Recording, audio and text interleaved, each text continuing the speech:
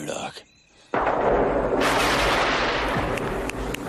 I'm coming to get you. Remember, Sally, when I promised to kill you last? I lied.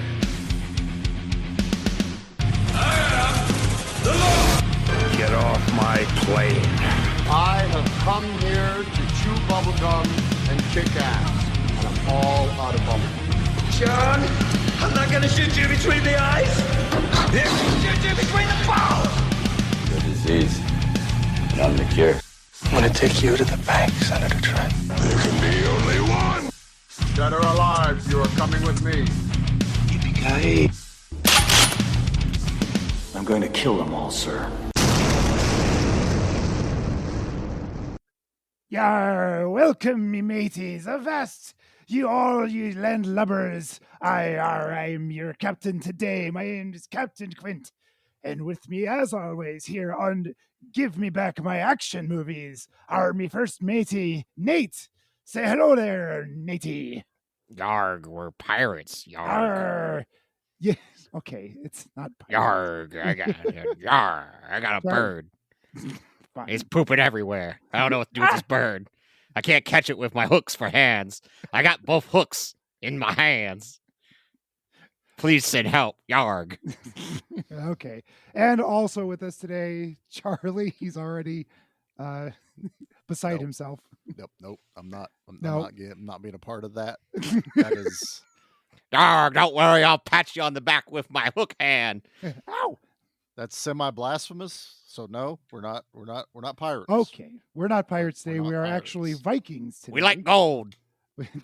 Well, there's that. Oh, there's pirates raping and pillaging. We've got Vikings that also rape and pillage. So tonight's movie for our lovely audience is from 1958, The Vikings.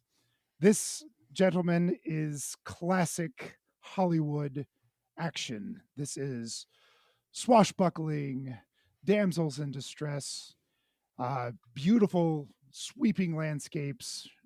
This is classic Hollywood with many classic Hollywood actors.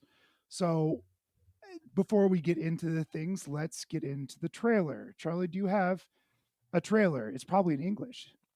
It is in English, Yeah. and I found one that wasn't 3.5 minutes long. Yeah, they were long, weren't they? They were really long. They were trailers. really long. Who were they even showing trailers to back then? They were in the theater? I don't know, Yeah, man. Well, I thought you just looked at the poster and went, I want to see that one. that's true. But I think there was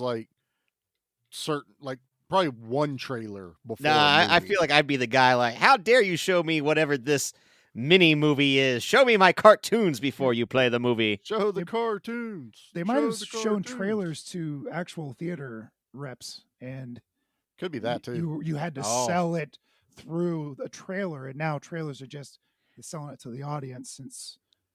See, I'm an old timey movie theater owner. Ah.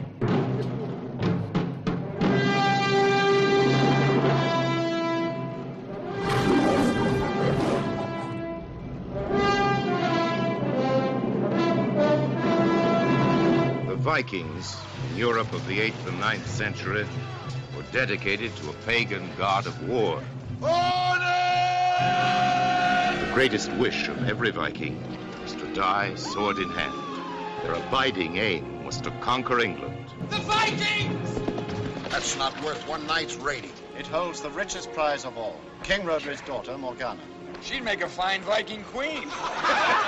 If you touch me, I'll kill myself. They all say that. What they really mean is they'll kill themselves if you don't. Drink to my father's return, Englishman. You wish 1,000 times that you were dead.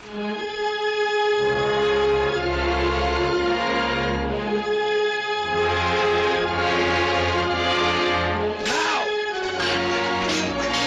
Who sails with me?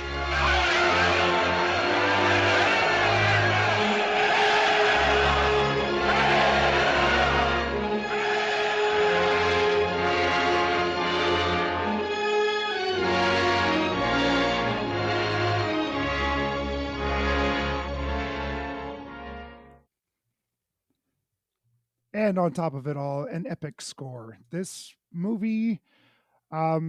Let's go with our history. I'm gonna guess it's not a whole lot. Nate, how about you? Do you have You any made me history with watch this. the That's what my Vikings? history is. You Okay. forced me. You All put a right. Viking horn and a Viking axe to my neck and said, "You're gonna watch this movie and you're gonna like it." If I'm not mistaken, you probably played on your phone more than you were actually watching the movie. I was reading comic books while I read it. Oh my goodness. Okay, so let's go to our esteemed leader, Charlie. Do you have any history with the Vikings? I do. I've actually seen this movie. What? When you picked it, announced it last week, I was like, oh, I know this movie because I have seen this. This was, God, I don't even remember how young I was. I wasn't very, very old, but I was at my grandmother's. Obviously, she had cable, and it was some kind of family function. I don't remember what time of year it was that Vikings would be playing, but I'm pretty sure this was either on TNT or Turner Classic Movie. And my dad was downstairs hiding from everyone, and he's watching this movie, and I stumble downstairs, and I just want to chill out and see what he's doing, and he's watching this Viking movie, and I sat there and got into it. Like, I seriously enjoyed this movie as a kid. There's, like Pete said, it's a lot of swashbuckling, a lot of sword play, and I kind of like these kind of movies. This older Hollywood style with some of the big stars from the day. And as a kid, I didn't know who Kirk Douglas or Tony Curtis or anybody was. Daddy Douglas. Daddy Douglas. But my dad is weirdly a fan of Ernest Borgnine. And wow, I can see why Dad probably liked this movie, because this is probably one of my favorite Ernest Borgnine movies. They kind of made him play goofy shit as he got older, like in Escape from New York and stuff like that. He's great in Escape from New York as the cabbie. Yeah, he's great as cabbie, but this is like him acting, and I was like, holy shit, I like this. Yeah. But I haven't seen this movie since I was probably a kid. But I still kind of had that memory of sitting there watching this and enjoying it, and I'm sitting there watching it again today, just like a 8 or 9 year old kid watching this movie, just big ass smile on my face. So that's my history with it. Yeah, it's my history is almost exactly what yours is.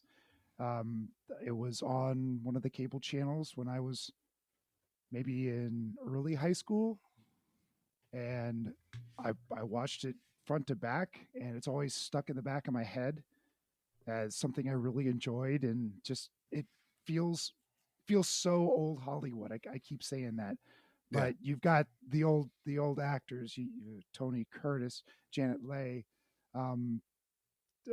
Borgnine, so many of those old. I mean, this is Hollywood royalty. These folks, and this was such a impressive film to shoot. They had a couple of sets, but they were definitely on site in some of those areas.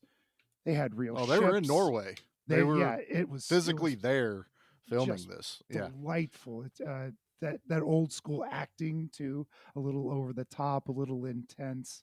And of course, as they are playing Vikings, they're really playing shitheels. They're terrible people. Yeah, there's no good guys in this movie, not really. No, not really. I mean, even the hero is kind of an ass. I didn't even know who the hero was in this movie. Tony Curtis.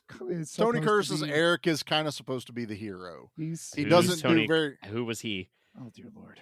No, I'm telling you guys, I don't know who's who in this movie, so you're gonna need to walk me through this. There's 3 main people to know in this movie that isn't female. Okay, I'll put it that way, because you should know who the females are. You had Kirk Douglas as Einar, who's got one eye. Thanks to his name, Einar. Yeah. Ernest Borgnine is Ragnar, his dad. Ragnar was Einar's dad? Yeah. Yes. They're like the same age. Well, actually, Ragnar's 1.5 months younger. Yeah, because I was like, why is it that I want to call Daddy Douglas Ragnar, because that's the only character I know from the Vikings show. But what was I gonna say? He was supposed to be like 22, right? Yeah, because they're in the beginning. They're like, "You're a Viking baby bastard. You got to go away." And now 20 years later, and here he is, all 45-year-old Daddy Douglas. No, that's not the one that was sent away. That's not the baby. What? The I thought baby Daddy was Douglas was sent away. Tony Curtis was No. the baby. The baby that was his mom had her after Ernest Borgnine raped her in that first scene. Yep. So he is actually heir to the throne. He gets sent away. And That's why he has the necklace on that has the stone from the sword from the King of England. Tony or the Curtis King has of the black Umbridge. hair. Yeah. He was the slave. He was hanging out with the African American fella. Yeah. He He has wore those like big dude in this blue movie? eyes. Yes, there is. Yes, there's a Oh black my dude in God. this movie. Let's just. What? When? This No. is what happens when you read Yes. comic books when I ask you to watch a movie. You're talk about a shitheel, dude. I attempted. I watched your stupid ass movies last week, both of them, and No. you can't give me 88 minutes No, 2 to hours. watch a class. 2 hours. It was 2 2 hours. All right. I'm sorry. And I gotta at stop you about there. the halfway mark, Listen. I paused it and went, I'm going to grab my iPad. That halfway mark ended up being about 10 minutes, it turns out. So there was a lot of halfway marks for me. A lot. Yeah, so Tony Curtis is, you saw the hawk hunting scene. Yeah, right? that was the slave guy. He has That's the hawk. That's Tony Curtis. Yeah, he gets And drowned, right? attempted to drown. Yes. They save him. But the black guy is in every one of those scenes next to him. And the fact you don't see him is kind of racist, Nate. I'm just Oh, gonna is say. that what it is? Because I'll let you know right now. We were in Norway, and all there was a bunch of people that were in their 20s that turned out to be like 48. That's Hollywood. Okay, so Especially back that's then, every and movie in Hollywood. Kirk Douglas's production company made this movie, so you think He had he's his not own going to production be? company? Yeah. What? Dude, there's a reason he's well known and well renowned in Hollywood and stuff. Yeah, like probably that. because of money, because I did not money and- enjoy his acting at all in this movie. Oh, I could no, not stand no, Kirk stop Douglas it. in this. He is the gem in this fucking movie. He literally is me, because he said when he's making this movie, it's like, I got to fulfill my dream of playing Viking as a kid. And you got to think, back in 1958 when this movie came out, they were playing shit like Cowboys and Indians and Absolutely. Vikings and pirates and shit, everything they heard on the radio, what do you want to call them? The radio The serials, stories, the serials, Mhm. the radio shows. He's imagining all this, and now he gets to live act it out. He is having an absolute ball. I love every scene he's in, even though he does kind of turn out to be a shit. We'll keep going. Shit heel is going to be the new word for this I think episode. so, yeah. Not a nice person. And Tony, so Tony Curtis is the baby that was sent away. He was somehow captured by the Vikings. They don't really get into that a whole lot. Like Southern Europe, but then got rerouted. Yeah, he was supposed to go to Italy, Yeah, and I'm like, Well, why is he in Norway now? It's because their maps are not the best. I mean, it is a flat Earth, though. So that's do problem mention A. flat Earth, You just yes, have to flat go Earth. straight, and then eventually you're going to get to where you need to. But don't go too far straight, because you're going to fall off. Yeah, you end up in the Black Ocean. The black guy had the compass, the magnet. Mhm. That's how they got through the fog when they escaped after saving the girl. You did not pay attention No, to this you movie didn't watch it at whatsoever, all, did Nate. you? No, I had it Thank on. you. On is it not was paying on. Not watching attention. it. I can't stand 1950s movies, guys. I'm sorry. It's just Oh it's not my God. thing. What are you gonna do when we watch a monster movie from back I'm then, totally man? cool with stuff like that. That's from the great. 1950s. I It's don't know what you're dramatic talking 1950s where everyone has outfits that look like they belong to a high school play, and everyone acts like they're in a high school play. That makes me go, I do not love the time of Hollywood that everyone loves. Yeah, you mean know, the like golden era of Yeah. Hollywood. don't like it. Every single thing on film is practical. They're literally like there most of the time. Great shots of wherever they filmed and some cool boats. They built 3 Viking boats based off of blueprints they found from excavations of Viking boats. So this director, I think, did they say he spent 2 years researching this movie, That Pete? sounds right. Yeah. That he was like trying to find and there's not a lot to dig into.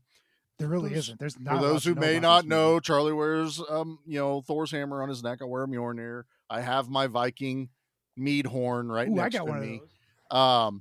But yeah, there's not a lot of history out there for this stuff. So the way this director just tried to get anything and everything, he does a hell of a job, man. It feels like I've been transported back into that time. It's not directly England, it's Northumbridge, which is the king, the stand-in England, because England isn't a thing in this movie. There's multiple little Pockets kingdoms. of kingdoms. Yeah. Yep. And that's what they talk about. That's why the guy's marrying the girl from Wales, so they can, form a stronger bond, and whatever you want to call it, where they team up together. Union. Team up. They're doing an epic team up. Wales and Northumbridge this summer. Yeah. So and then the Vikings decide to fuck with them and steal the guy's girl that he's betrothed to now, and she doesn't want to marry him. And then is that Tony, like a shotgun wedding without the shotgun? Yeah. Like an axe wedding. It's an arranged marriage. One of the things that happens, though, the reason the Vikings come over there is the one of the king's trusted advisors is in cahoots with the Vikings. Yes, that would be Egbert. Yeah, and Egbert gives them like, okay, the king's gonna marry this hot new gal from Wales. Why don't we go down there? I got the maps. Why don't we go down there and steal her just to dick with, just to screw with England? Yeah, we can hold her for ransom. The king's like pissed off that all his places are getting raided, but he figures out that this Egbert dude and his kind of group of people don't get attacked, and if they do, it's never really bad. So he ousts them, and he has to like escape, and that's why he's with the Vikings the entire movie. He's been colluding with them. And then the Vikings, I love it when he's like in that boat and he gets over there and he goes, "Where you been? You're late." He goes, "Man, I barely got out. They found me out. I can't do this anymore." And the one dude's like, "Okay, you're no use to us anymore. Time to die." And the other dude's like, "We can't. This guy's been cool. He's been helping us. We can't kill him." He's like, "Okay, fine." I was like, it's such a Viking way to do things. All right, kill it. You are no longer worth anything. You're useless to us. And the only reason they keep him around is because he's like, I can draw you the maps, because Vikings sail close to the shore. The other premise of the story is the Vikings there is no compasses. There's no such thing as a compass. They sail by stars and constellations. And so they can't go out into the deep ocean because there's fog, plus they'll fall off the edge of the earth. And so they stay close. Well, that's how Tony Curtis gets away, is they figure out that this stone that fell from the skies always points north. It's a magnet. And that's what he uses to escape the Vikings through the fog, which doesn't seem exciting till you really kind of think about the time period. And you're like, it works. That's technology that no one had. That'd be like having a cell phone. It's witchcraft. That's what they called it. Right. They literally called it. He's devil. Witchcraft. Yeah. Even though the Vikings are using a seer who reads runes, yet they accuse Tony Curtis of doing witchcraft. It's part of our religion. That's not witchcraft. That's not witchcraft. Everything else is. Everything else is. I don't know, man. There's a certain charm to this type of movie. And don't ask me why it works with this movie and not The Wicker Man, because it just doesn't. There's something about like, it's like the Ten Commandments, Spartacus, which is also Kirk Douglas and Tony Curtis. There's just something about those movies. I guess it's because my dad would watch those that they're kind of endearing to me. Like I do have a bit of nostalgia for those, because this is 1958. My dad's 1 years old when this movie this makes perfect came sense. out. Then see, and like for me, it was what reminded me when putting this on. I was like, oh god, this is something my grandpa would put on when he was out of state. Like he lived in out of state. He was in Tennessee, him and grandma and grandpa. And this would be, they don't have anything else. You can't go outside because of the copperheads. So now I'm stuck inside watching this movie, bored to tears, not having any access to friends because I'm in the middle of nowhere in Tennessee, hating everything. Like that's what this movie reminds me of. Like these style of movies where it's just like, nope, I don't want to watch this. I'll watch the History Channel show Vikings. I don't want to watch Spartacus. I'll watch Gladiator. Like that is where my millennial stubbornness comes in. Have any of that without Spartacus? Someone would have figured it out. I promise. There's so much groundwork laid with this movie and those type of movies that carry on later in Hollywood. And like Pete said, this is like royalty. I kept looking at Egbert going, I know this motherfucker. Who is this dude? And it turns out he's one of the main dudes in The Great Escape, one of the officers. Yes. And I was like, oh, what a movie. And literally watched The Great Escape like a month ago. Because I had this nostalgia that I wanted to watch like a Steve McQueen movie. Yeah. And I was like, Great Escape. I fucking love that movie.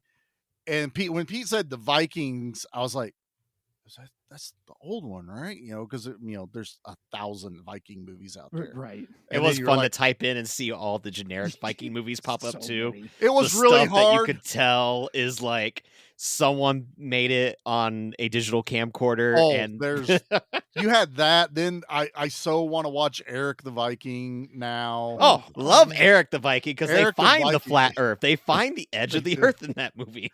It is so fucking hilarious. It's Leif Erikson Day, SpongeBob. Just things that I don't know. This movie endears itself to me.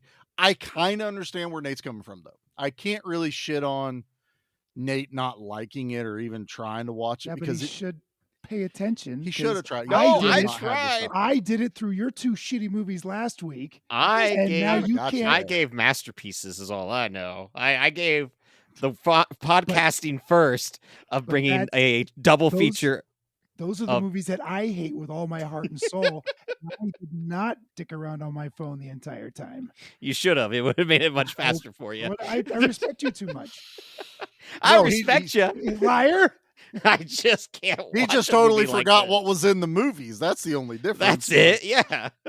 Because I'm at my grandpa's, but now I'm an adult and I have access to toys. I rule the world now, old man. Then when I got older and it was in my teenagers, he just watched Fox News lie to him the whole time. So it was really annoying. That's pretty much that's retirement Did home Nate now. pull a in here? No, I watched the think movie. He actually watched the movie.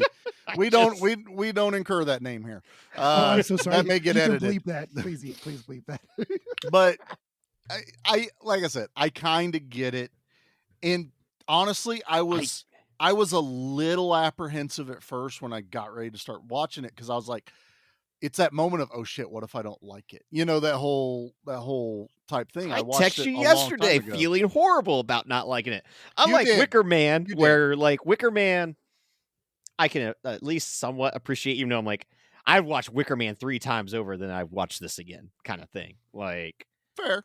I'd watch Vikings before I watch Wicker Man again. So, and it's so funny how that like works out because even like you talk about 1950s like monster movies and stuff like that. Like, no, I enjoyed that. I enjoy like 1920 some original King Kong. Then we talk about the original Godzilla because it's actually horrific. Like, yeah, it comes when you get into these drama. Like, I know Tarantino's been really big on it. There was that movie Babylon that came out like 2 years ago.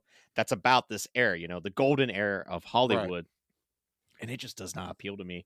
Like, I can't stand Kirk Douglas in this movie at all. And the whole time I'm watching this, I'm like, this is your fault. You made Scott Douglas a thing. And now I'm blaming you for Delta Force 3 right now. God damn it. But you also gave us Michael Douglas. And I don't even know what movies I like with Michael Douglas in it right now. Because I'm like, the game got spoiled for me. Fatal Attraction? Ain't that the one he's in? Or Basic Instinct? I don't know.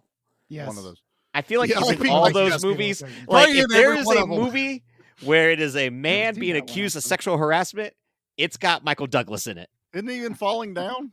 Isn't he the dude in Falling Down? Oh, I like Falling Down. Yeah, we like Falling Down. Yeah, we like Falling Down. I like that one. And it's Eric Douglas in Delta Force 3, not Steve Douglas. Scott Douglas? Or Scott, yeah. I don't know if Scott Douglas is real. There's another Douglas in this movie. There is? John Douglas as a kid is in this one. And I think, I don't know if it's his daughter or some kind of kid. There's a Curtis, a young girl, who is related to Tony Curtis in her first film. How many goddamn Douglases are there? A lot, just like the Baldwins. Just like that's how you build a dynasty, sir. That's true. He's like, I'm gonna fire a bunch of shots. One of them's bound to hit something. One of them's gonna do something. That's not a Baldwin joke, by the way, for Russ. No. One of you is going to be a Hollywood actor, the other one's going to mow the lawn, and the other one's going to do the dishes. And one does Biodome. I guess that would be the... God. I like Biodome. Of course you do. You don't like the Vikings, but you love Biodome. Duh. It's Biodome. Pete, you brought this bad boy. Yes, why did you bring this, Pete? Ignore him, but... What was it that made you go, I'm picking the Vikings? What is that? I've had a recent history of picking some really awful movies, and I remember this one being good. That's why I picked it. And I wanted to see Janet Leigh at her peak. That's a pretty lady. she was Tony not bad on the eyes, married. Man. They were married in real life during this film, so that chemistry on screen was legit. It worked. When it also kind of works a little bit between her and Douglas. If you think about that, it's like, I'm a married woman. I can't do these things you're wanting me to do even on camera. So it kind of works a little bit, and it really did. It's an epic. This is an epic tale.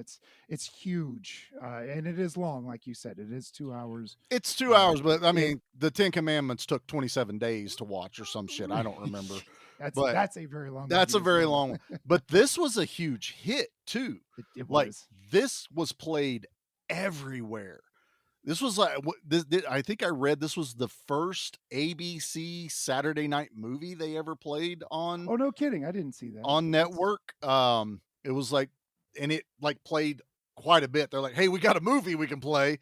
Let's play the Vikings for the next 6 months. And it's pretty tame. I think almost all of it you could have on television. It's rated, okay. The rating G, system, right? The rating system back then, I think was based off of an English way, but it's rated A. Oh, okay. And it was children are allowed to see this with a parent. And that's kind of how they did it. Because there's a few scenes of blood.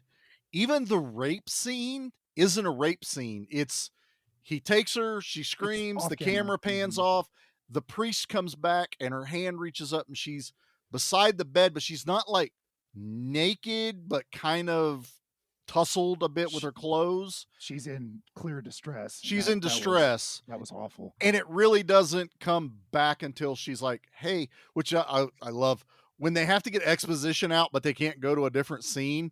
While the king and the entire fucking court is in this room and the queen is being led away, she's telling the priest, he's not the heir. I am with child. I'm like, bitch, he is 10 feet behind you. He's right there. Shut up. Even the priest is kind of like, shut your face. What are you doing? So shut your mouth. Shut your mouth. And just don't say anything. Zip it. Zip it real good. But I do get chuckles out because there are things like, ooh, the stone fell out of the sword. Let's just put it right back and hand it to him. It's totally fine. We don't need to glue it. Right. I feel like that happened accidentally, and they went, you know what? This is a good storyline, and we could just give it to the future king. And he has this stone that no one has noticed is missing off of the sword. Of the fancy sword, right? Some dude is like cleaning the sword going, it falls off all the goddamn time. Where the fuck did it go? I figure someone just put some like chewing gum at the edge of it and went, yeah, that looks like a stone. Pine tar. So I was just going to say the pine tar. I'm trying to keep it in the time period. I'm not. They definitely had chewing gum, right? It's like a bunch of big league chew. Is that what they had in the 50s? I don't remember. And it's kind of this weird thing where I watch these movies and I'm watching what my dad grew up watching. And I kind of have an affinity for that. One of my favorite things is one of my dad's favorite like cartoons is Johnny Quest. And his excitement when we were able to finally see it on television and for me to see it and him to tell me about it, you know, it's like I watched this as a kid all the time. I watched every episode and I get that feeling from my dad. And I do it now with my kids, but it's like, now I watch these movies that my dad grew up watching. Like what else was he going to be? If he did go to the movies or watch it on television, I bet he's seen the Vikings a handful of times. Sure. You know, he probably knows it quite well if I actually asked him about it. And immediately he'd be like, yeah, the one with Ernest Borgnine, because he's fucking awesome in that movie. And he's laughing the entire time. He is just this boisterous, like loud dude that yells Odin the entire movie. That was my other. That's favorite everyone. thing. Everyone's yelling And Odin throughout the whole I was movie. going to say, is my other favorite thing in this is, how do you know which ones are the Vikings? They're the ones screaming Odin as they run over the hill. That's all they do. Probably have a beer in their hand also because they drink a lot. How can you not like Kirk Douglas when he snatches an entire barrel of ale, hits it with an axe, drinks to his father, then finds out the other dude is English, and he goes, "Oh, Englishman, have a drink on my father," and throws the entire fucking barrel. A, because it's Kirk Douglas, and B, because he looks like he's 52 in this movie, who's supposed to be a 21-year-old. He's just got that leathered weather look to him. He's been in the sun a lot. He's been in the sun a lot. With no Baking. sunscreen. Yep. Yeah, no sunscreen. And I was shocked when his eye got pecked out and they showed a little bit of like blood. Oh, the candle but it wax didn't look blood. like Yep. yeah. But I don't know how he got the other scars on his face, like as they kept on proceeding throughout the He's movie. a Viking. He's a warrior. Well, He's a frontline guy.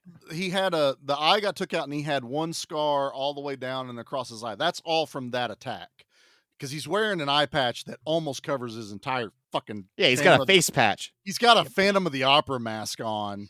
And the main reason they did that was because he could only wear that prosthetic for like 5 minutes. Those were hard glass, and they didn't really have saline solution. Yeah, it was like damaging his eye every Yeah, time. it That's was why painful. they made that goofy fucking helmet. I will say the helmet he wears at the end is goofy because it fucking hate has that thing. It has like Batman blinders in the front, and there's a hawk on the top. But I'm like, he looked like he was a Knights of Knee. That is what he looked like he The belonged Knights to. the Knights of Knee looked better than him. He looked he looked like one of the French dudes in the castle. He's like, "I shall fight in your general direction." Ho, ho, ho, ho. We already have one. Go away. I shall taunt you a second time. Oh my god! See, I can do that movie without watching. But no, I just love the landscapes in this. Oh god, it's gorgeous. And my biggest wish, one of my biggest wishes is to get a new color cleanup on this, because even though it was on, what was it, Amazon? It was in standard def though. Yeah, it was not. Apparently, this there's is like watching Dances with Wolves on an old VHS. Yeah, but Beautiful. apparently there's a Blu-ray though. But Really? I'm surprised the Blu-ray wasn't on Amazon then, because like the daytime shots were pretty easy to see because it's Technicolor and just being on film. Yeah, that translates pretty well. It was all the nighttime stuff where you could tell it was very mudded. It kind of reminded me of when we did Deep Star 6, because that was another one that we had to rent. You two had to rent. I had it on Amazon, and that's where it's like, yeah, like this is not transferred well, but there's a Blu-ray. Why isn't this online? Why isn't this the one of the one of the trailers I pulled was looking at said it was the trailer for the Blu-ray release. But I'm with you because I had to watch it in standard def because Amazon didn't give me the option to watch it in high def, and Xbox didn't have it either. I was the only place I could find it was Amazon. Amazon's the only place I saw it. I think it was on one of those sites that Dustin likes to use. Oh, one of those. Oh, you mean YouTube? And then he just crops it and then zooms it in and then yells at Charlie as to why he had to watch it that way. And Charlie's like, it was on Tubi. Why didn't you just watch it there? And then Dustin's like, he just does a bunch of noises. And then he finally just like, I don't know, settles down and then talks about what Hulk Hogan's bleach asshole or whatever was being talked about. Did you not listen to the most recent episode? He was talking about his coconut balls. There was coconut I balls. heard the coconut. I don't want to talk about it. You don't want to talk about Hulk Hogan's coconut balls via Dustin? I don't. Okay, the Blu-ray is region locked. It's only in region B. Yeah, so Spain. So it's an import. It's not released over here. Yeah, so that would be that's why weird. we haven't gotten it. Which that does kind of suck because the trailer I played was cleaner than the entire fucking movie I saw. Ooh, was it? And I was like, damn, I kind of want to rewatch it that clean. But it wasn't terrible. Like I wasn't going, oh god, this quality. Oh no, like definitely. But that's because of that grainy. Technicolor And most of the movie is shot in day, so like, and that's pretty much good to go. You that's know, to its no, I can't think of the word I want to say. That's a positive to it, is they're not hiding shit in the darkness. There's the dark battle was the fog battle, and that's to try and get the audience to also understand how, you can't make things out in the water, and they hit that fucking rock. Like they hit that rock at like Mach 1.5, barely going anything, and fucking Ragnar goes flying out of that fucking ship all the way almost to Tony Curtis's ship, who is quite a ways launched away. a mile right next to Tony Curtis's ship. Oh. And they capture him and bring him back to England. That's kind of where you're like, okay, so far I'm with Tony Curtis. I'm down. We know who he is. We know he's Ragnar's son. No one in the movie does, except for like the priest and maybe a couple other people. And it gets to the point where he turns him over to who I have deemed Wish.com John Lithgow, who is King Aella, or whatever you want to say his name. Sounds right. He's just weird looking dude, and he looked like John Lithgow in costume. Man, yeah. And he turns him over when they aged him up. Yeah, it was even weirder. Like I would have left him at his normal age and like de-aged him somehow, or used a different actor for 20 years. I was like, this just looks bad, and he had to stay that way the entire movie. But he turns him over. Tony Curtis has to turn over Ragnar to this king because he wants the girl. And he's like, okay, we're going to feed him to the fucking wolves. We're like, okay. And he has, the king, wolves in a pit. Yeah, the king denies Ragnar dying with a sword in his hand, which is a loose thing on Viking or Norse, beliefs, is to die in battle, you get to go to Valhalla. They've made this where if you die with a sword in your hand, you get to go, which is shiny and chrome, dude. Exactly. Yep. And the king denies it, but yet Tony Curtis has turned him in, is willing to put him in there, but has a change of heart to free his bonds, give him the sword. But it's my favorite fucking scene when Ragnar like growls at everyone. He's like, ah, like he's going to attack them, and then jumps fucking head first into those wolves. And you hear him fighting for a while and the sword clanging. He takes a bunch down. He takes some out, man. He dies in battle with these fucking wolves. Almost think he's gonna climb out of that pit. I was waiting, man. I was waiting for that, or for him to not jump in and just attack, but he doesn't. And so you've got like, Eric has killed him. It's kind of a shit deal. He's trying to take this girl that's not really his, but then he does an honorable thing. He still doesn't know Ragnar's his dad, and it's where we say there's no good guy. There's no clear, this is the guy I'm supporting the entire movie. Because then he teams up with Kirk Douglas to save the girl, which is really weird. Like, no, they killed your dad. Oh, no shit, they did. Like, well, I kind of killed him. What do you mean you kind of killed him? I kind of killed him. I gave him a sword. I gave him a sword, though. Oh, you gave him a sword? We're cool then. Okay. I'll forgive him. We can do that. You lost a hand? Now you look like Tyr, and I look like Odin? Dude, we're cosplaying in real life right now, bro. We got this. Nate's so lost, and it's so I'm so lost that he got so lost in this movie. And I'm sure a lot of our listeners are too if you didn't watch the movie. And I'm telling you, watch the Vikings. I recommend it, definitely. If you listen to Nate, don't. Yeah, that's my answer. Don't listen to Nate. Watch the Vikings if you happen to be, and then go watch the Northman. Now that would be a movie night right there, gentlemen. Because that's a lot of testosterone. Now I'm amped to watch the Northman. Yeah, that's I think once again that is my I'd rather watch that kind of thing. But there's a lot of storytelling and like cinematics in the Northman with some. That's also because it's Robert Eggers, who I didn't like The Witch either. So the Northman was like the first movie of his. I went, oh, I actually kind of like this, but that's also a Skarsgård. That's really unfair. All right, I'll take a Skarsgård over a Douglas any day of the week. You're not wrong. I mean, Skarsgård looks like a fucking Viking. He looks like he was carved out of granite. Kirk Douglas, it looks like a bunch of white guys cosplaying as Vikings. Yeah, it basically looks like if you were to take Play-Doh out of the jar and slam it on the ground, that is what Kirk Douglas's body looks like in this movie. You take the white Play-Doh and a little bit of brown so you get some tan going in there. I love the leathery thing. look. I read on there that he did because he was part of the casting, that he talked to all the extras. I think it was like a few months before it was start filming, and he set up a contest of who could grow the best beard, and they would win, and they thought they were growing it to compete with Kirk Douglas, and they all showed up with these giant fucking beards, and Kirk Douglas showed up clean shaven, and they're like, "What the fuck?" And it never said if he actually gave anyone a prize for the best beard.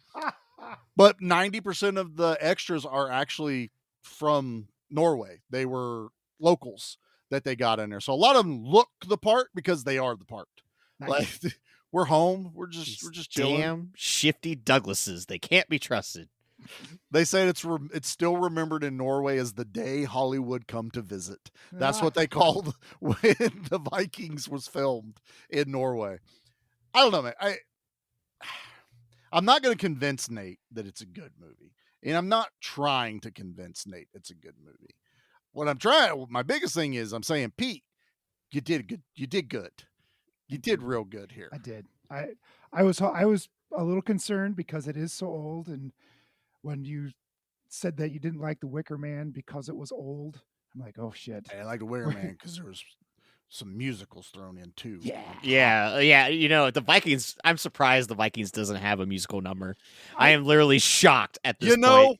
There is not a musical number. Singing. There was some singing because they were in the mead hall and stuff. And if the scenes in the mead hall isn't a ballet of chaos, I don't know what is. Dude, the trial of Odin, oh my god, cracked my ass up. Nate, please tell me you at least enjoyed the trial of Odin. I don't even know what the trial of Odin is, honestly, fellas. With the girl with the braids. Oh, I hated that. I hated that whole thing. Oh, come on. I hated that. Yeah. Earlier he was fooling around with that's the whole joke. That's the joke. I didn't even notice. It just looked like another blonde person with braids. And then, you know, they do the axe to her hair. And I was like, who is this person? I don't care. And then I think that's when his eye gets pecked out. No, that's not when his eye gets pecked out. His eye's already out. Was his eyes out at that point? Yeah, his eye comes out fairly quick in this movie. Right away. Because Ragnar tells him to teach Eggart their ways. The next scene is the falconing scene. And that's when he loses his eye. Those falcons were pretty impressive, though. I gotta say, the second one, when it started to go rogue, and like you could tell the actor was like, "Fuck, what do I do?" Yeah. That was fun. That was awesome. Needed more falcons. That's my review. See him whenever his falcon fucks up and doesn't get it, and he goes, "Bring me Longfang," and motherfucker comes out with a goddamn eagle or some turkey vulture. Or I don't know what it was. I don't know, but it was the biggest bird. It was a Skeksis from Dark Crystal on this fucking arm. And I was like, I want to see that fucking thing fly. That's the one that started to act up and go rogue when he turned his back. Also made me remember this is 1958 and PETA's not a thing. And those are real falcons. They're flipping and flailing. And pretty sure they killed a bird there. I'm pretty sure they killed the bird in the air. But then whenever he like punches the shit out of Tony Curtis and he's still holding on to the falcon, it falls with him. And the other one like tries to get away from Kirk Douglas and he's like flipping and flailing it around. I'm like, holy shit, boys, those are alive. Stop it. Yeah. Pretty sure a couple birds died in this. I'm pretty sure. And I think they all looked at Longfang and went, we ain't touching that one. They left that one for Bill to hold. Bill's just standing there holding the goddamn the California condor that's bigger than everyone. I don't know how that guy was holding that bird up. I don't know either. I think the bird was holding him up. That's what I think. Yeah. What you didn't see was the bird started to flap its wings and off that actor went with him, never to be seen again. He was gone, man. He landed in the nest, was fed to the baby birds. Fed to the baby birds, picked apart. Oh my god. Okay, we're gonna hit a commercial right now because I am so off my game for some reason for a movie I really enjoyed. You want a war? Well, you got it right after this.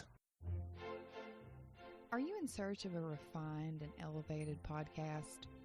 One where you can sit back with a cup of tea and indulge in the finest film cinema has to offer? One where precision and polish comes before anything else? Well, you've come to the wrong place. We are Cinema Slab, a podcast where we let our nerd flags fly and review our favorite movies and shows, new and old. We're all besties. And one brother and sister. And we love discussing movies with each other. Whether it's a record-breaking television show that has us glued to our TVs every week. We're like private investigators, except for no one hired us or asked for our help. An ooey-gooey practical effects-filled horror movie.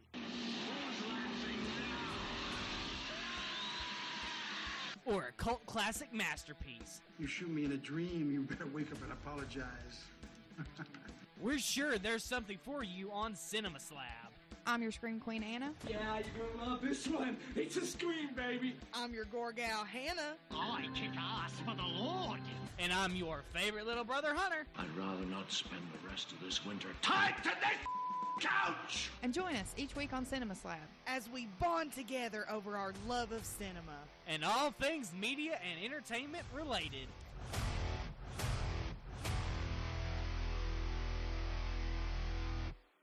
I didn't come here to talk.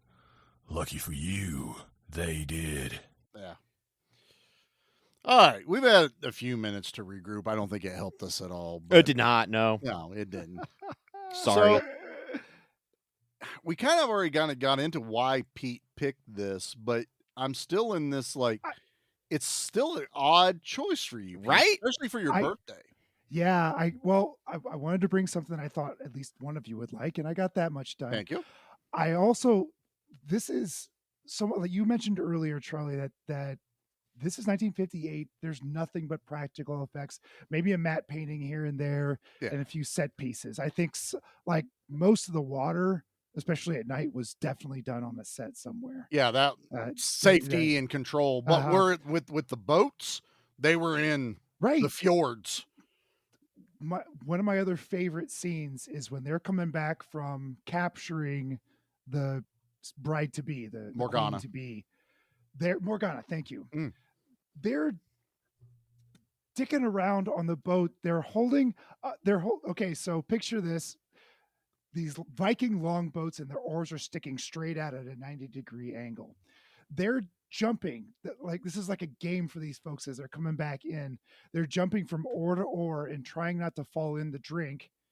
Mm-hmm. And once they get to the front oar, they hop back on the boat, get back around and start. It's a game. They're goofing. It's a game. People are falling off, probably cracking their heads open left and right. Douglas goes in almost a couple of times, like he's half in the drink.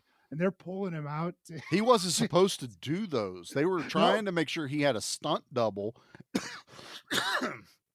And he looked at him and went, I can do that. Yeah, and they're like, really? And he does it like twice with no problem. Grin on his face as he's doing this. He's got his fists on his hips and he's just kind of shaking it all He's the way. Peter Panning that shit out there. He's having so much fun making this. That's what I'm talking. Like he is a kid in a candy store making this movie. And then he's like falling off, and you would think like the camera's going to cut. No, they keep it, and they're all still like every dude in this movie were like bros. They were having fun, laughing with each other, high fiving, all this shit, punching each other in real life, but laughing it off. You know, the camaraderie that I felt watching this movie was just amazing. Like you don't see it on film much anymore. But there's just something about a bunch of dudes in real Viking boats playing Vikings, getting paid to do it, having an absolute ball. And I'm feeling it, man. I'm telling you, man, I watched this movie with this biggest grin on my face. Like I watched Delta Force 3 and Turbulence 3, laughing my ass off and being like, yeah, this is awesome. This one, I'm just happy to be watching this movie. Just happy this movie exists. I wanted to get away from... Maybe not get away because we'll never get away from it, but that it's such a stark contrast between different styles of action from different eras of Hollywood. That's fair. This was, even the sword play was, it wasn't very good, but it was good enough. they weren't. It wasn't a Wesley in the Princess Bride kind of sword fight. This was No. This was a I'm here to kill you sword This fight, and they're swinging for the fences at each other. This sword fighting was also really different than what I was even used to back then, because you saw pirates fighting. They're fighting with cutlasses. You had You Errol saw Flynn, who guys, was- Errol Flynn, or you saw fencing type fighting. Mhm. This was fucking broadswords slicing at each other and hacking. There's no form.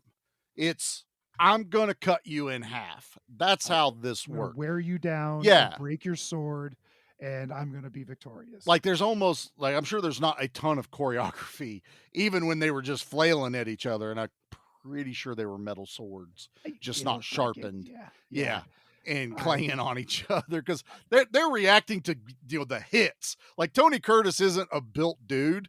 And I hate to say he's kind of got weak wrists when you watch him sword fight. And every time Kirk Douglas would smack that sword, it's like his whole wrist and everything would bend backwards. I'm like, come on, bro. Stiffen up a little bit. Get in there. He's like, Fight I don't back." know. I've never held a sword before. Leave me Yeah, alone. exactly. Kind of how it felt. Kirk Douglas is really being an did. asshole. Mom! Mom. I love the thing that they said is they did this movie, and Kirk Douglas is kind of like the star, the big guy, yet he dies in this. He said we made it fair, so Tony Curtis kills me in the Vikings. I get to kill Tony Curtis in Spartacus, which he does. Nice. So they have Yeah. this kind of like back and forth. They're friends. They had a good time filming. I didn't read like of any like bad blood between anyone or anything like that. Like everyone just had a good time making this movie, and it comes through on screen, man. This is a treat for those of us that appreciate it. Mhm. But And I It was a love these snooze period fest for pieces. others. Like this is a fun Wayback Machine where I'm sure it's quite a bit sanitized from the actual blood, visceral, and horribleness that would happen during watch Viking The raids. Northman. That would probably be the more right, accurate. yeah. Or like Pathfinder, even though I didn't really care for that movie of Carl Urban. Like I like Pathfinder, but yeah, that one. I every time I'm like, I think I like that movie that I watch it, I'm like, why don't I like this? It has all the right ingredients. Why don't you like that? I don't know. does Throw have it on all the it. show. That way I can watch it again going, I think I like this I again. haven't seen it. That's I'd watch I it. enjoy it. It's worth watching because like the Vikings are scary in that. They're But they're yeah. They're scary. huge. And Is it Clancy they're- Brown one? Yes. Yeah. Clancy Brown's one. The older Skarsgård is one. And I don't know they- which Skarsgård that could even be. the one from Thor, the doctor. Okay. That's a Skarsgård. The guy that Oh, Stellan Skarsgård, I believe. Stellan. The father. That is Daddy Skarsgård he's overseas. also the Viking in what's it called? With Clive Owen, it's the Knights of the Round Table. Oh, the King Arthur. King Arthur. Yeah. The Stellan, Disney King Arthur movie that came out like It's not Disney. shortly after Pirates of the Caribbean. Isn't that one Yeah. Disney? No, it's not Disney. Oh, I thought it was. Because it's pretty fucking brutal if it's Disney. But Stellan is the main Viking in that one because they're fighting the Vikings. I haven't seen that The, one. In the forever, the though. invaders from the north. I'm sorry, but no, they're basically Vikings in that. And then I forgot what I was even talking about. Something about Skarsgård being in the movie. Not that I know that. Skarsgård. The brutality. Oh, that's what it was. Pathfinder. Yes. They are raiding Native American tribes. Pete. Yeah. So A lot of there's decapitations in that, from what I remember, though. It was very bloody. Yeah. Very bloody. Got that moon god girl, whatever, Moonstone. She was in X-Men Wolverine. Her name's Origins. Moonstone? Yeah. Her She real was name. Zappa. No, but she's actually native. Oh. You're gonna I make don't me look it remember. up. And It's I Moonstone, was Blood just Moon, I something like really that. like Go for these it. period pieces. They're kind of romantic. They're action packed. They're romantic. It's a sanitized peek behind into a Wayback Machine. I love me some old samurai movies. This gives me the same feels as old samurai movies do. I've been getting into the older westerns also, not quite as much. I 'cause still have trouble doing I prefer swords over guns, and that's kind of my thing. See, instead of Grandpa, now we're getting into Uncle territory where it's the same exact scenario. and I'm not allowed outside because of the rattlesnakes. Rattlesnakes. And I gotta watch this damn black and white Western that I can't stand at all. Do you hate snakes too, or is it just the movies because of the snakes? Not like so in Tennessee, like where my grandparents lived, it was like their house sat on a pond, and with that Indian pond burial ground was an Indian burial ground, and underneath that Indian burial ground, underneath the pond, was a nest of snakes. You see, the and those Copperhead nests of snakes were exactly. Is that next to the sunken church that the earthquake came through? And you were only allowed to go so far out, or else you might get bitten by a snake. Did the Pope not want to fly over this part of Tennessee as well? I don't know if the Pope's flight directory went over this specific area of Tennessee or not, actually. Okay, just curious. Is the Pope afraid of snakes? That's a good question. Wasn't there a saint that drove out the snakes, but it turns out the snakes was an allegory for actual people that didn't believe in God? Wait, is that what that is all about? I thought it was all about snakes. No, St. Patrick and the it's St. Patrick the Ireland. Are you allowed to call him St. Patty? Is that allowed? Like old Patty, Patty Winkle? No, Patty's a slur. Is it? So anytime you say Patty Wagon, that's a slur. Oh, which one's the good guys? Is it the ones with the car bombs or not? I've always wondered that. I can't answer that, and I've seen The Jackal, and I still can't answer. I know, right? It's like every movie I've seen, I'm like, so are they good or are they bad? I really don't know. Idea. Sinead O'Connor would never write me back when I would ask all these questions. That stupid, selfish bitch. Sorry. I don't know where this has descended to. Liam Neeson, every movie, I think he's either for them or against the car bombs. I don't know. Pretty much one or the other. You're not allowed to order the drink. It gets frowned upon. Don't know why. Also, I'm going to go back in time. It's Moon Bloodgood is her actual name. Ooh, that's a bitchin' name. Yeah, it is. That's a badass name. That's right? a name. Yeah. Moon Bloodgood? Moon Bloodgood. Hell yeah. Oh. What were we talking about? Oh yeah, Vikings. No, this is I don't know, man. This movie's just fun. Like I could have done without like the golden era of Hollywood romances that they felt had to be in every movie. Oh, because sure, I was just like it doesn't. I don't need this. Like, stop it.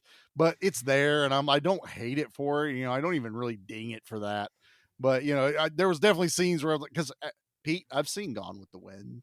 I've seen these type of movies. Never seen. Nate shaking his head. You never seen Casablanca?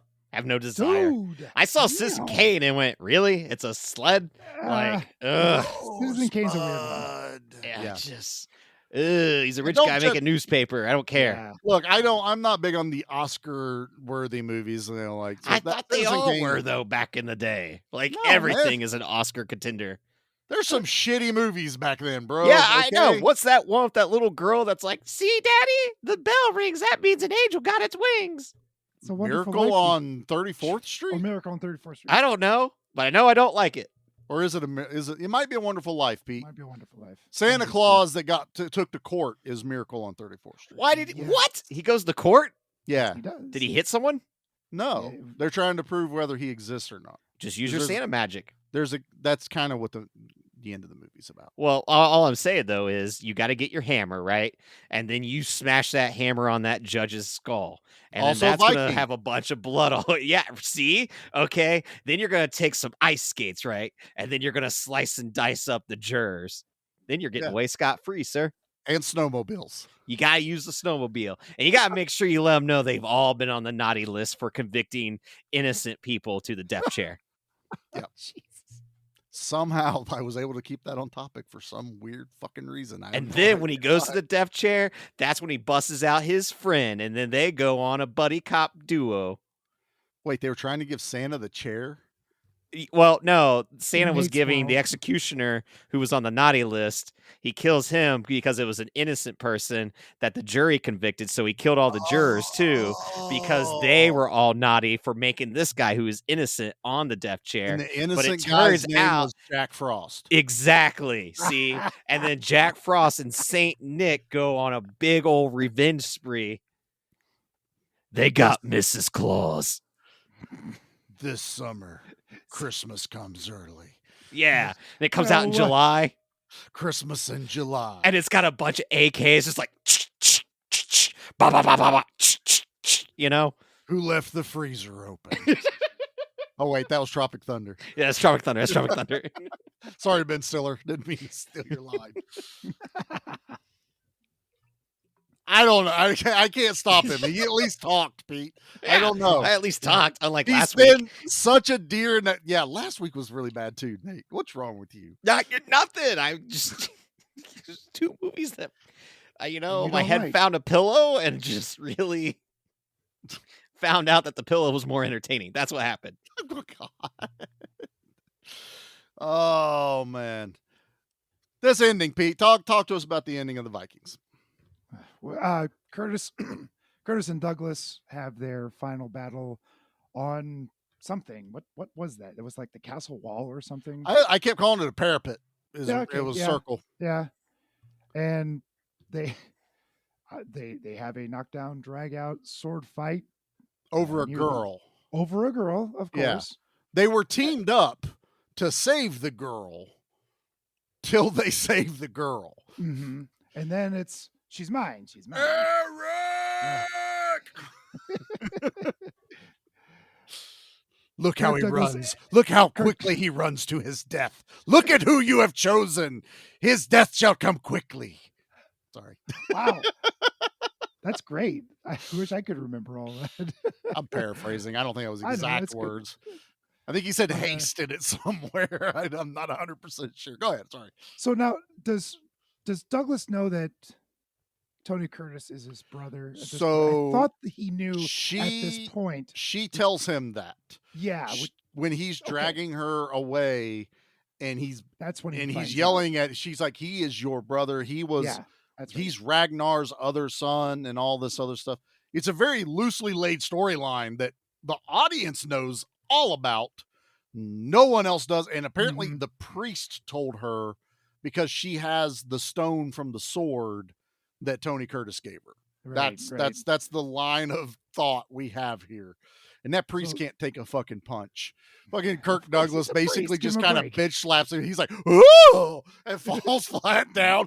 And then he like moves for a second, like, no, I'm staying down here. You can have her. So their fight ends up with Kirk Douglas getting the upper hand, breaks Tony Curtis's sword. And then he remembers he's his brother, and he hesitates just enough for Tony Curtis to stab him through the stomach. With what's left of his sword. With what's left of his sword, that had to really hurt bad. Oh, yeah. Well, that's why he kept yelling Odin, because of how much pain he was in. He saw he got stabbed and went, "Oh, Odin, cool!" It was bad. Oh, shit. Oh, shit. And then in great 50s Hollywood endings, they put Kirk Douglas on a boat and they set it on fire. I fucking love this ending, dude. And it's a great ending, but it just ends, which is so very 1950s. Just no real resolution. Here's what we're doing. We're sending him out on a Viking funeral, and they got real arrows, they got real fire. Yep. They got a real boat, and they really set it on fire, and it was so cool. Did you read what happened? Cool. How they got all that shot? So no.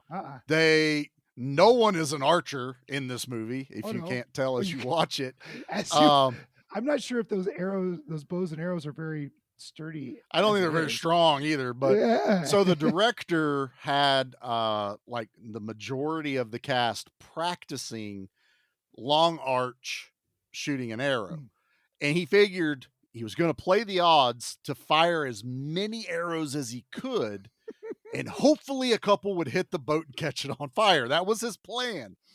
He got to the count of 2, and one guy loosed his arrow too soon. And it's the first arrow you see in the movie. It looks like one guy is purposefully firing the first arrow, and it hits the sail dead on. You get the honor of firing the first arrow. Yeah, it's like my best archer or something gets to fire the shot. It felt like that. No, that was the worst archer because he let go too quickly. And the director hit 3, and then everyone else fired. But he was like, when he looked at the film, he was like, that actually kind of works if I let this guy fire first, then everyone follows on to hit the rest of the boat. Because if you look at the shot, like half the arrows miss and go in the water, and the other ones land on the boat. I'm sorry, man. I am this is how I want to go. I've told my wife, I said, burn me first, cremate me, and then make a mini Viking boat and sell me out somewhere and set it on fire. I love it. That's how I want to go. Don't put me in the fucking ground. I don't want to be buried and rotting away. Burn me, sell me out, send me out. That's how I want to go. So watching these kind of things, man, it's like, this is like before Darth Vader got burnt on a funeral pyre. This is all, and it looks so cool seeing Douglas laying there with the flames in front of, right in front of the camera, but not on him. Nate's over here going, I wish it was on him. We wouldn't have Eric. Yeah, Douglas. I didn't want to have to worry about all these other Douglases and their problems. But no, there's just something, the way the director was able to make a very beautiful scene. And I'm okay with how quickly this kind of ends, because Eric basically kills him, yells, why did he hesitate? No one tells him. Like, she just kind of looks at him. He still doesn't know he was his brother. He still doesn't know. And then all of Kirk Douglas's dudes come running up thinking they're still bros, but just saw, like, I'm pretty sure Eric stabbed Kirk Douglas. What do we do? And he goes, give him a Viking funeral. And they all like, okay.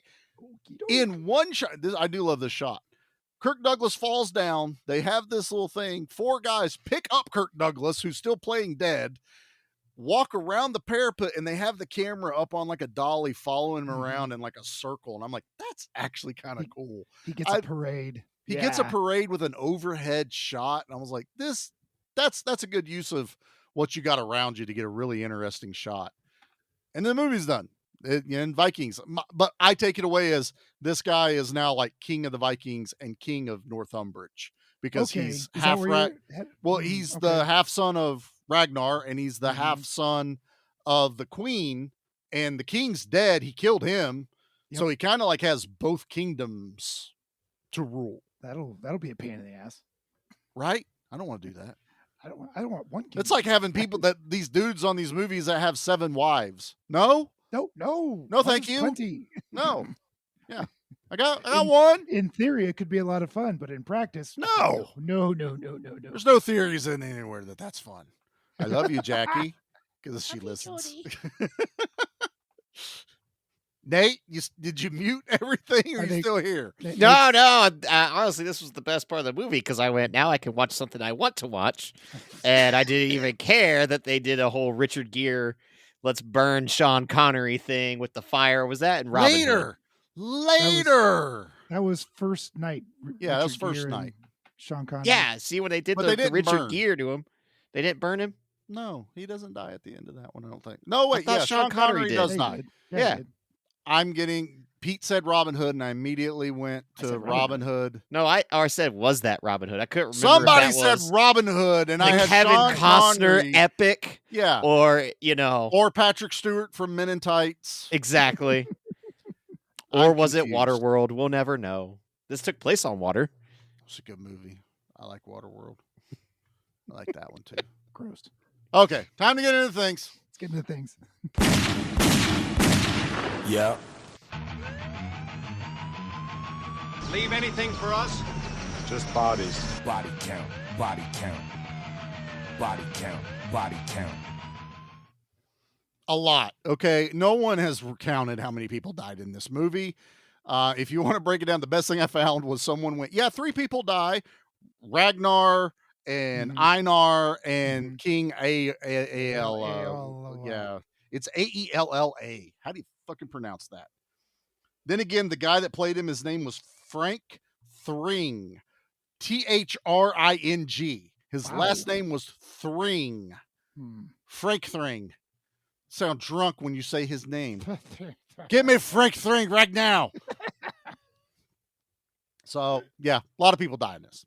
There's a lot of needless dudes falling off of tops of buildings, arrows. I did laugh at the at the boat attack, that when they're trying to kidnap the Morgana, and the 2 ships are broadside, and they're throwing spears and arrows, but they're not real spears and arrows, and they look like like kids throwing random sticks they found laying on the ground. They don't quite have the weight that they should. Yeah, they're not going nearly as far as they should. Some of them are literally just flying flat, like you just launched it sideways. That was funny, but it was still good. All right, a lot of people die. That's how simple. Have you ever killed anyone? Yeah, but they were all bad. Believe it or not, I have one for this, and I'm quite excited to talk about it. But Nate hasn't said a whole lot this episode. I have not. What's your favorite death in the Vikings? Kirk Douglas's eye. Does that count? I feel like that counts. That. Like, sure, it's I kind of wish that that the turkey vulture would have went for the throat and just ended him. And that might have saved me another hour and a half of the movie, or when I was at the halfway mark. I don't know, but Kirk Douglas got to go, and that falcon deserves a raise. That eagle, Long Fang deserves an extra long fang, long talon, whatever, long beak, all of them. The trifecta. If you get 5 of those birds, they can form into one giant robot. One giant bird. Mm-hmm. Yeah. Voltron.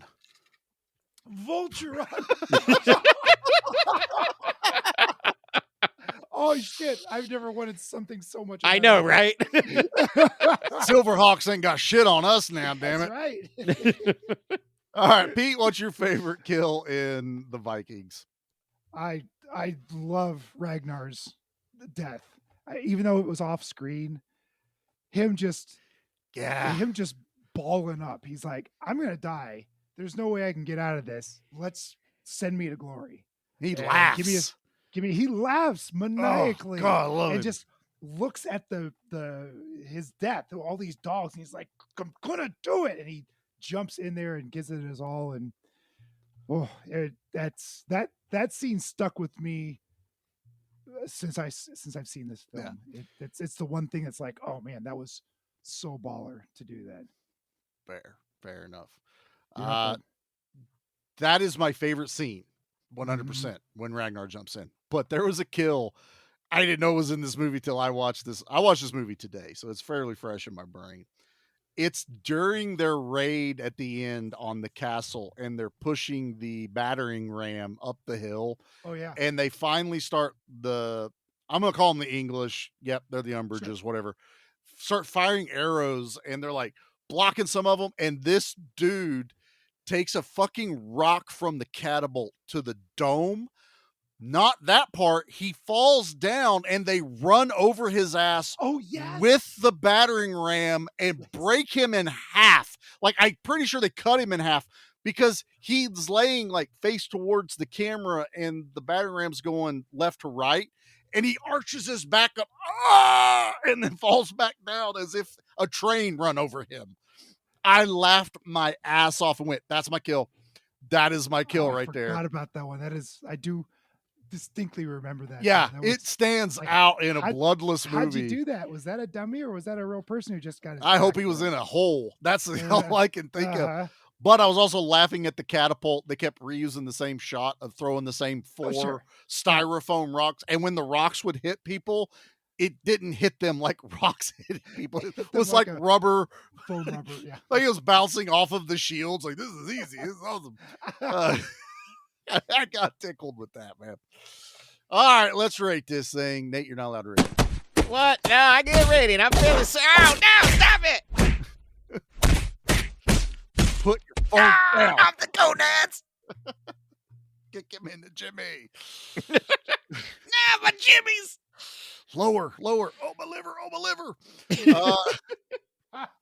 Come on, Nate. Let's get you over with here. What are you rating the Vikings? Well, I thought this was a rating I would never have to pull out of my pocket. God, no. I never thought this would be one that I would say, because I enjoyed the movie that Charlie rated it, but I'm giving this a thirst. That is what I'm rating this. Oh my God. Like, this is straight up a thirst. And I like thirst, so I don't know what that means. I'm at a loss. I just can't wait for next month. It'll be October. That's true. Yeah. I'll go next, and then we'll save Pete because he's the birthday pick. I'm giving this a solid 8. I thoroughly enjoyed this movie.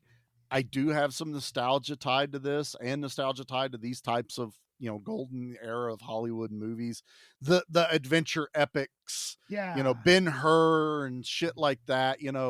I really do enjoy watching these. Not Lawrence of Arabia, not that one. But I do have fun with these. I can disconnect myself from what I've seen now, like Gladiator and the Vikings TV show and shit like that, and just really kind of get into this.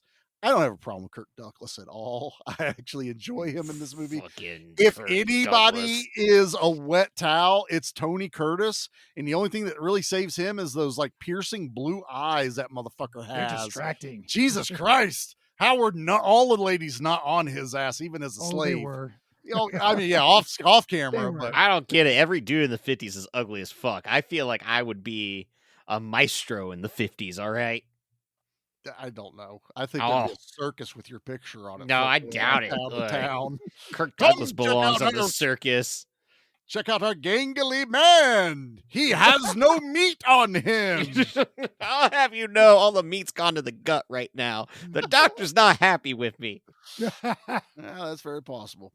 All right, Pete, your birthday pick. You brought this. What are you rating the Vikings? This is my jam. I thoroughly enjoyed it. The music is so good in this. It is good. It's a beautiful film. I'm gonna go a little higher than you though, 8.5. Perfect. It is a strong recommend. Go find this movie if you can. 100%. It's sad it's so hard to find. Right, yeah. Amazon only. That's it. Amazon that's the only was place I found it. And it was $4, and to buy it in standard was $14. I was like, yeah.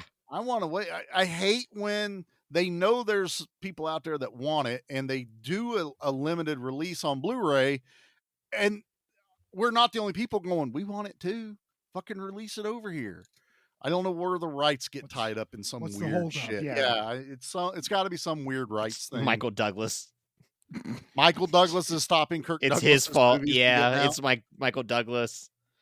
He's like, nope, Dad was too good in that movie. We can't let the people see it. It's a far superior film than anything I've ever done. I mean, Falling Down's way better than the Vikings. Really fucking good. Falling Down's really good. That third Ant-Man movie was a big pile of piece of shit, but hey, they beat Kang. They did. They did beat Kang. And believe it, that's now how Kang gets defeated in the MCU, everyone. Yeah, it has to Ant-Man be defeated by the Ant family. Yeah, that's how we lost one of the most powerful beings in Marvel Comics. It was the Ant-Man. Fell Adam, asleep during that one too and woke up and he was defeated. I went, oh, okay. Pervy, uncomfortable Bill Murray in that movie too. That was weird. Yeah, I didn't like it. Yeah. I didn't like it. No. And I like Bill Murray. I love Bill Murray. I didn't like that. It was bad. Don't like Real Dan bad. Aykroyd. Not a fan of Dan Aykroyd. All right. Nate, did you even bother getting a trash opinion, or are you the trash tried. opinion? The problem with a movie like this is it's too good. No, just a lot of people want to write paragraph after paragraph, and I was just like, I'm not reading 5 paragraphs for anything at all. He won't even watch the whole movie. Yeah, did you want me to read about the movie? Come on now. No, like every review was like, these aren't even fun. Like it was just a bunch of history nerds being history nerds. That's not fun to be around. Historically accurate. No shit. Sure. Yeah, it's fucking Hollywood in the 1950s. The guy tried really fucking hard. Okay, I give the director all props. Oh yeah, for the amount of work he put in. Those fucking ships, dude. They're beautiful. Those fucking ships, dude. Beautiful. When they show the film where Agnar is building the smaller boat and Tony Curtis has it. Did you notice they're building it the old way with the heated metal rod that he is pushing up through there for the nail holes? Like there's no drills back then. They would take steel, heat it up, and would basically burn their way through the boat. And it's smoking as he's doing it. So they're legitimately doing some of the ways they were building these boats back then. And I was like, that's badass. Michael Douglas was also in The Ghost in the Darkness, and that movie's fucking awesome. That's where they got to hunt the lion. Oh, the lion. Yeah. Dude, that movie rules with Val Kilmer, who is alive, just so everyone knows. Don't let him talk to Charlie, because Charlie will think that he died. Other than that, still alive? Dude, not good movies. I was hanging out with my buddy Rob, as everybody heard. I was up in Ohio. Yep. Before it was like a couple weeks before I got up there, they went to a big air show, him and his buddy Ron, and they said, "Oh, it's a cool air show." I think it was up in Cleveland, where they do the big one. Cleveland's got a big one. Yeah. Yep. They had Maverick and Iceman lookalikes walking around the crowd. Awesome. Oh, how cool is that? And Rob's like, it was scary fucking accurate how they look, because they were wearing like the aviator reflected glasses. They're taking pictures, and I went, God damn it, if I had only known, I would have purposely went up there to get pictures with the Val Kilmer lookalike. Going, see, he's alive. He's totally He got fine. better. He got better. I told you all. He got like, really better. Like, God damn, he looks great. What's everyone talking about? I met him. He was doing backflips. He was making the plane do the thing where he flips people off. You know, it's great. Rob said they still do the drunk guy that comes busting through the crowd, pushes past security, and jumps into one of the airplanes and takes off in it. It's an entire bit. You can find it on like YouTube and That's TikTok. amazing. That it looks like a drunk dude pushes past security and everyone's chasing him, and a pilot is outside of his plane doing pre-flight, and he runs past the pilot, jumps in the cockpit, fires the plane up, and takes off and does the acrobatic. Because I asked him, I said, was the drunk dude there? And he's like, I need a little more. I said, the drunk dude that flies the airplane. He goes, oh, the guy that runs through the crowd? Yeah, he was there. It was hilarious. Yeah, see, it's all fun and games until the actual quote-unquote pilot is knocked out with chloroform, tied up into a janitor's closet, and an actual drunk person jumps into the plane to try to fly it. I thought he was going to say a Raptor. I was like, it's totally going to work. No, that's a helicopter. Oh, a helicopter. Everyone knows that if you're going to get in a helicopter, you check the back seat to make sure there's no Raptors. Common knowledge. Check for Raptors. All right, well, that's Vikings. Pete, bravo. Happy birthday, sir. Thank you. Happy birthday, Nate. Oh, yeah. Happy birthday, Pete. I feel bad because last week I was just a child asshole. This week, I'm just a bored asshole. All in all, just an asshole. Yeah, I love you, Pete. Thank you. But he was such an asshole, yet we're giving him this. I feel like we should take it away from him. I'm not in charge of this schedule. He pulled. He took this. He pulled a me and just declared that it October is my month. All right. Yeah. I've been working on this list since March. You have. There's been blood. There's been sweat. There's been tears. But I think I finally got it all nailed down. And the big thing, too, was how can I try to capture something for a little bit of all of us? So this is going to be in release order for everyone. Here is our Halloween lineup. We are starting out right out the gate with a vampire movie. We are doing The Lost Boys with sexy Saxman himself. Then we are going to follow that up with the one, the only, the mistress of the dark, Elvira. Oh, she's so nice. She's just... I love you, Cassandra Peterson. What a gal. So this is her first... Is this the Haunted Hills movie? This is the one where it's like the Haunted Mansion. Okay. I think that Haunted Hills one might be the technically sequel. Okay. I think you're right. She Mistress was of the criminally underused in Hollywood, in my opinion. Yep. After that, we had a lot of success with Ernest Scared Stupid. It was a lot of fun to do a kids movie for Halloween, and I kind of wanted to do the same thing once again. We're going to do Casper. Really? Yes. Christina Ricci? Yes. We're going to do Casper this year. Exactly. Stupid Dan Aykroyd. I was going to say Dan Aykroyd as a Ghostbuster, the official third part of the movie that no one counts. I don't know why we don't count that one as Ghostbusters. I don't 3. either. It's right there. It's canon. Yeah. Bill Who are you going to call? Someone else. Yeah. Fucking love Casper. That was one of my sister's favorite movies, man. I've seen it. Loved Casper so times. much. Yeah. Then we're going to follow that up because each year we try to do something a little bombastic, and I want to keep that flow. And also, it just made sense. Gentlemen, it's been almost 4 years of doing this podcast. We are finally going to cover Army of Darkness. Ooh. Yeah. Because what is Halloween without Bruce? Not a good one. Agreed. Yep, exactly. And then we're going to wrap it all up because it'll finally be Halloween. Oh, we get 5, don't we? Yeah, at the very end of the month. This could have gone 2 months, but this one made sense to me. We're going to wrap it up with Tony Todd as the Candyman. Nice. Oh, okay. And there you have it, ghouls. That It's is been a while since I've seen Candyman. Give Me Back My Horror Movies Halloween edition this year. Yep, the horror show takes over, just like the action month. This is horror month. Also, fuck you, Dustin.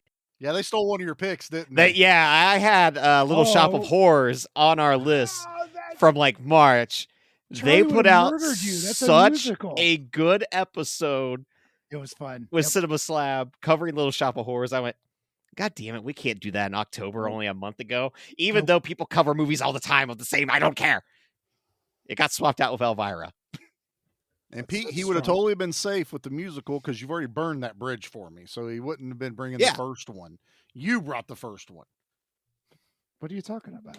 You brought the You first brought a porn. musical. You brought the first musical on here. You You've brought brought the first old porn. movie. You brought the oldest movie to the podcast. You've brought the only anime to the podcast. You brought the only pervert movie to the podcast. Yeah, exactly. There we go. Yeah. Yeah. Anything else? I'm a trailblazer.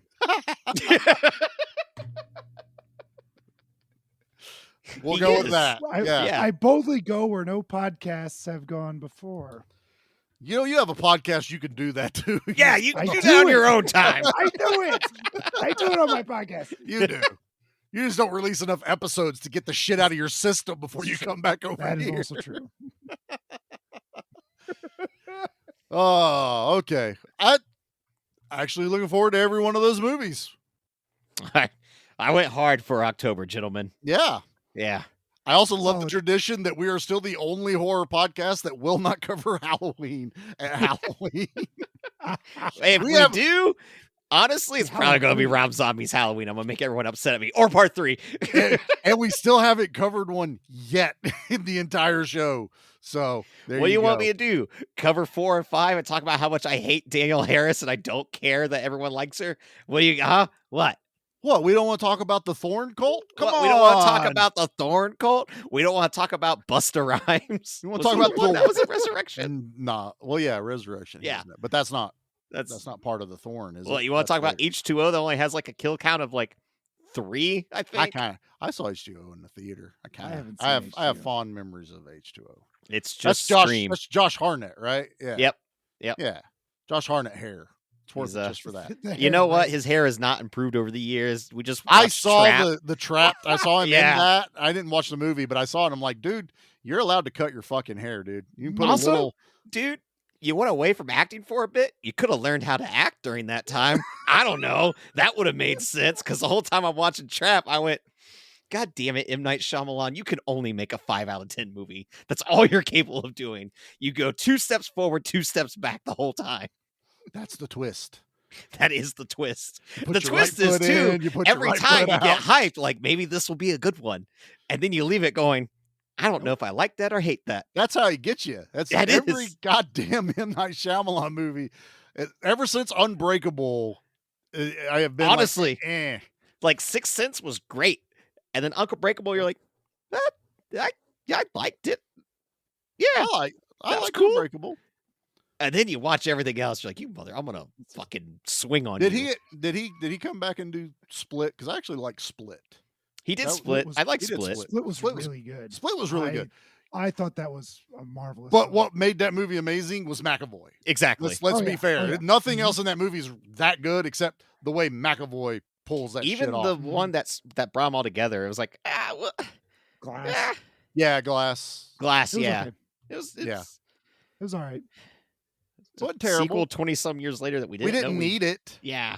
I would have been totally fine having Unbreakable, no Glass, and then Split being something that you could have teased it being in You that could have dropped enough universe. Easter eggs in it. Yes, like there's the something I TV think showing you should something do. about Bruce Willis, in the Yeah, the something raincoat. like that.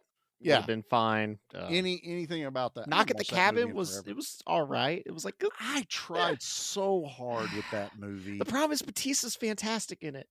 Everything Yeah. else is You can't have one good fucking thing in there. Can't like wait the to cover Village Sixth had Sense at this point. The Village had a decent premise, and when I finished watching it the first time, going, that wasn't bad. Guess what? I've never fucking watched the movie again. I haven't seen it since it came out. Yeah. Lady Same in thing the with Water. Signs. Yeah. I'm not a huge M. Night Shyamalan fan. Yeah, if anything, all we've uncovered is why do we give this man money? He fucked up Avatar: The Last Airbender. Didn't watch Dustin, I didn't either. Just Dustin and Mickey tell me about it all the time. I keep wanting to watch it just to see if maybe I like it and be like, oh, yeah, that did suck. Yeah, she'll be like, oh, I should have listened to everyone. Like, that's the one M. Night Shyamalan movie. I'm like, well, no, guys, that was pretty good. Yeah, we're all still hoping. His cameo in the Scary Movie. That's probably the best M. Night Shyamalan. Where he's is the he one with in Charlie, Scary Movie 3? With the Charlie Sheen and Denise Richards. I'm pretty sure that is him in there, that they're doing the whole parody thing where he's in the car driving away. He's the one that killed Denise Richards. Yeah, because he was drinking so much. And he's like, so let me tell you, get this straight. And he holds the donut up and then like the hot dog. And he's like, so this, I gotta follow. That whole thing right there. I'm pretty sure that's actually him in that movie. I mean, he wrote Stuart Little. One of them. Well, he gets a little bit of prop for that. I do enjoy Stuart Little. It's all right. I mean, I haven't watched it since it came out. I like Gina Davis, man. Sue me. I don't even remember her being in. Was Michael She's J. the Fox? bomb! Was he the voice of? Yeah, he's the voice of Stuart All right, Little. And then you had the littlest vampire kid as the older Oh brother. yeah, the kid that's not the kid from Jerry Maguire. Yeah, not no, not that guy. The other not that guy. Yeah, you know, the other kid with glasses that's not Jerry Maguire. All right. Well, Nate's starting to break up here, so I was trying to see if it was M. Night Shyamalan real quick, but you guys, I can edit all of this. I don't see his name. I could be totally wrong on all that, but I'm going to leave it. It could have been uncredited too. We'll never know. Because M. Night Shyamalan, I think, died around the same time Iceman did. I was gonna say, wait, M. Night Shyamalan's still alive. God, he tricked me. It's so bad. He's broke up so bad. Yeah, it's terrible. All right, everybody. Well, that's our episode. Looking forward to October coming up next week. So listen up for all the horror stuff. That is ridiculous. It's already October. It's already October, boys. It's flying by. So if you want to follow up, keep up with everything, you can check us out over at Give Me Back My Horror Movies and Give Me Back My Action Movies on Facebook. We are both on Instagram. Same as last time. I'm on X. I'm just really not posting. I'm on TikTok, but I'm really not posting. So I think you should post on X more, because isn't that where one of the guys from Predator liked our post? Nope, that was from Instagram. All right, stick to Instagram. That's right. Poncho liked one of our posts, so we are Instagram famous. He knows about us. He has heard vaguely of us. He might have accidentally dropped his phone, and his phone then fell and hit 3 steps and liked 3 of our posts. It's a weird thing to happen, but sure.